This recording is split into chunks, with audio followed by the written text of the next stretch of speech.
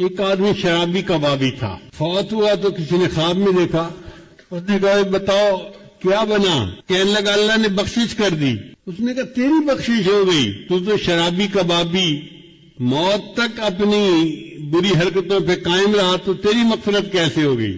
کہنے لگا میں برا تو تھا، لیکن جب میری موت کا وقت قریب آیا، یعنی مجھے نزع کی کیفیت ہوتی ہے تو بندے کو پتہ چل جاتا ہے کہ اب میرا جانے کا وقت قریب آ گیا، تو کہتا ہے کہ اس وقت میں زمین پہ لیٹ گیا اور میں نے اللہ سے یہ دعا کی، اے دنیا اور آخرت کے مالک، اس شخص پر رحم فرما جس کے پاس نہ دنیا ہے نہ آخرت ہے۔